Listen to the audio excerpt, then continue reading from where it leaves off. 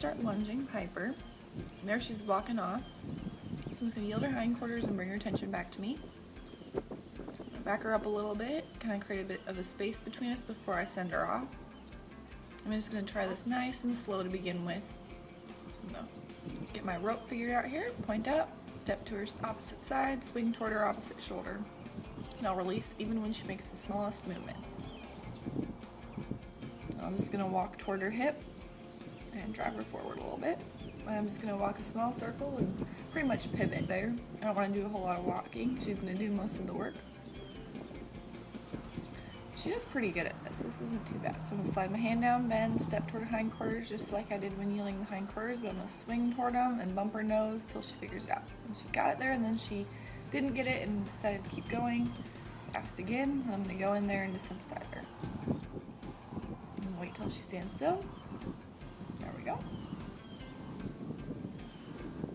She's thinking about moving there because she tossed her head, so I gave her a couple more tosses of the rope and we'll rub her till she blinks. Very nice. I'm just going to send her off to the other direction, point up, step toward her opposite shoulder, swing toward her opposite shoulder, release when she gets there, move her out of my space a bit. I'm okay with her just walking around, that's all I want, nice and easy.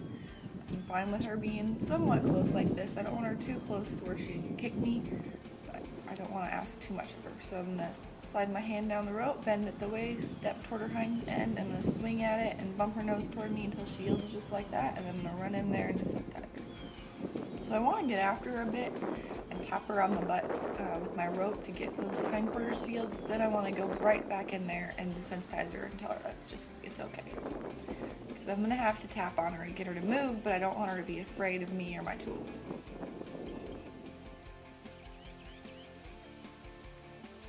Send her the opposite direction that she expects or that she went the other way. So I'm just giving her a second here to just chill out and face me and realize that that's a nice place to be when she just faces me, she gets to rest. But I like it here, she's just calmly walking around. So you always want to reward what is opposite in your horse. And she has a tendency to, like, when she gets on the lunge line, she wants to just run around, and that's what she's been taught to do so far. But so I'll let her do some walking here. But if you have a real lazy horse, you want the opposite. You want her to have a little bit snappier feet and really trot and canter more. There we go. She crossed that hind leg over, so I release, and I'm going to run in there and desensitize. And that time she was a lot better desensitizing. She didn't try to run away. She was just like, oh, okay. Very good. I love how her head is nice and low, her neck's relaxed, her ears relaxed. Everything about her is relaxed right here. Just going to let her hang out facing me. I really want that place right here where she's right in front of me to be a good place, because that's going to help her yield her hindquarters. So if she yields and she gets this nice release, she's going to want to do it more. So I point up, step toward her shoulder. I'm just opening the door for her here. Opening up that left door so she can go through it. Eventually, I'm just going to stand in the middle and point. This first few times, I'm going to really help her out. Slide my hand down, step toward those hindquarters, swing. Much better that time. I'm not gonna ask for perfect hindquarter yields, like where she's completely straight. I'll reward a little bit of crookedness just in the beginning, probably just this time or the next time, just so she kind of understands the concept. Then I'll start being a little bit pickier.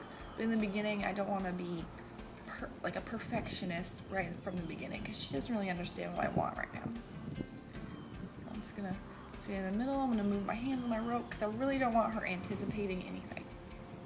I want her to stand here nice and calm, and then when I do ask, it's nice and slow. Bring my arm up, step right toward her, and she moves off. I don't want her anticipating my cues. I don't want her being worried. I want her to be nice and forward when I ask, but always relaxed. Ask her forward a little bit. So I drive her shoulders to get direction, and then I'm going to swing my rope toward her hind end to get more speed. So slide down, step, swing. Very good. I'm right in there. I keep going until she stands still. Bump her nose toward me and keep going, same rhythm. Over here, she's got a big flinch, so I'm gonna wait till that goes away. There we go. So I'm increasing the pressure a little bit here. Like, I know she can stand still when I run up there and desensitize her with the rope, so I'll wait till she gets rid of that big flinch. I really just don't like that flinch because it's basically running away. So, like with a horse that's really, really nervous about it, I would stop as soon as they stand still. But I really want to get rid of that flinch in her just because she kind of already knows what I want. Get her out of my space. I just want to put as little pressure on her as possible first because I don't think she's trying to run over me here. She's just, oh, where do you want me to go? She doesn't want to go here, so I send her back off. If she wants to stop on her own that way, I don't let her. Like, no matter whatever choice she makes here, I'm going to do the opposite. I do want her to stand and face me, but I want to do it on my terms. Slide, step, swing quarter, hindquarters, bumper nose. Our front end's kind of coming toward me. I don't really want that. There we go. There's her hindquarters, but I'll fix that later on. I just really want her to get the idea that I want hindquarters away from me. There, that flinch goes away. She stands still. I'm going to rub her until she blinks. I want her face straight. There we go. I really want her face straight or bent a little towards me when she blinks so she's paying attention to me. I'm just going to let her rest here, move my rope around, sensitizing her a little bit. It's good to like move my hands around. That's why I move my hands around and doing all this. I really want her to just be like, oh, I just hang out here. She moves around. It's not a big deal. I want her to see clearly the difference between my cue, which was that, and not a cue when I'm just standing there, which is exactly what you want on your saddle. Your cues are your legs and your hands, but the cues aren't like the branch that makes noise or the birds or the dogs. Those are not the cues. So just trying to get her balanced on the ground first. Move her up to a trot here. And the other hindquarters. I'm just gonna keep going, keep asking. When I ask, I'm gonna keep going until she gets to me. She finally does. Run up there to something. You don't wanna ask for the hindquarter yield and then she doesn't do it and you're like, oh, it's fine, keep going. Like, no, when I ask something, I'm gonna increase the pressure until I get it. She wants to lead here, but I'm just gonna back her up. Start with a little less pressure. Increase it. So I don't always back her up and then send her off. I only back her up if she's just too close to me because I would like to just send her off by pushing her shoulders out of the way. But just backing up gives her a little space. Here I want to just make sure she's okay. She's not anticipating or anything. I like to do that, and I like to do just moving my arms and my rope around just to desensitize them and not get them so worked up. So many people lunge their horses and lunge and lunge and lunge, and then they wonder why they're so worked up. They're like, he should be tired, but all you did was sensitize him. You never desensitized him, so of course he's going to be worked up. So I like to do an equal amount of both. A point, step, swing. She's getting the hang of it in here. She seems to be a bit on the lazy side during this. Like, I haven't quite pegged her yet because there's some days she'll get in there and I'll try and lunge her and she'll just run around and be confused, and then some days she's lazy like this. So I kind of feel like she's going to be a lazy horse, but the reactiveness is just because she thinks that's what she's supposed to do. She doesn't really want to do it. She just thinks that, and she's just like, oh, I should be doing this, and runs around. So we'll see as we go, because this is her first time lunging in the round pen. So, but she's just so reactive when I desensitize her and she circles and circles and circles. I feel like she thinks that's what she's supposed to be doing. So back her out of my space a bit here. That's why we taught the backing lesson first, so she can not get quite so close to me. Go in there and desensitize, and I just toss the rope up other side of her head and wait for her to just lower her head or blink her eyes or blow her nose. Any of the signs of relaxing. Move my rope around, make sure she's not anticipating. If she was and she decided to go take off on the circle here, I would just bump her face back to me and keep moving. And then when she stopped and stood facing me, I would just stop and let her stand. Just give her a minute, and then I'd slowly just like move my arms around a little bit, maybe wave them around a little, see how she does with that, and then I'll increase the pressure just like in the normal desensitizing. Then I'd start moving my rope around and my stick and things like that. And then whenever she reacts, I'll just bump her head back to me and get her attention back on me. Have her trot this way. Just increasing the pressure a bit. The first time, I probably won't even ask her to canter because I really just want her to get that hindquarter yield under control. And I don't think I can do it at a canter because she's still not real responsive at a trot. She's not really giving me a whole yield, so I kept asking for a few more steps. Go in there and desensitize. See how that big flinch was? Big flinch is basically what running away. So I really want to get rid of that. That's good. Rub her till she blinks. Perfect.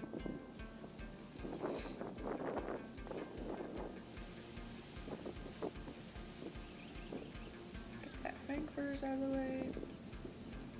And she yields the hindquarters. She got way too close to me there, so I need to bump out her. And she overreacted a bit to that. I did not put that much pressure on her, but she just pops up in front a little bit, and she's fine. She just, she'll overreact a bit to that. I don't know what happened to her before. It doesn't matter. So, she'll eventually get over that and not react quite as much. But she did so well with the hindquarter exercise with the stick that I was like, oh, she'll be fine lunging. But then once she moves forward like that, she kind of just forgets her previous lessons, and that's okay. She'll get it. After that little thing where I bumped on her a little bit and she reacted, I want to make sure I can desensitize her and she's not freaked out with the rope. So she was fine there. Just move around, desensitize her a bit, mess with my rope. Point. Step to her shoulders, swing her out. There she goes. I automatically release when she goes forward. I'll let her trot here if she wants. Just walking toward that hip. Nice loose rope. Slide, step, swing. That was good. That was our best one yet. I'm not gonna have her lunge multiple circles around me. I'll do probably a 2-lap max, and then I'll have her yield her hindquarters because there's no point in her going around and around and around. So that was so perfect right there. I'm just gonna not even do anything. I'm just gonna let her stand because that was the best hindquarter yield she's done all day. So we're just gonna let her hang out here for a minute. And I skipped the video here because I stood there for a good 10-15 minutes just letting her stand and face me. I really want it to sink in that that's exactly what I want. That's a good place to be. So then we'll start again here after she had that nice long rest. Really, like when you really get a breakthrough like that, it's great to either just end your lesson or give her a nice long break. And so right after she did that, I didn't do anything. And I really think she really responded to that well because afterward she really got much better. So she really found her reward there. And this hindquarter yield was good too. She really yielded well this way. That's why I didn't end, is I really wanted a good hindquarter yield to the right as well. I want her to be even on both sides. And it's okay if she's better on one side than the other one. She'll even out eventually. But that's a great place to stop her. She did 2 great hindquarter yields and she'll be done for the day.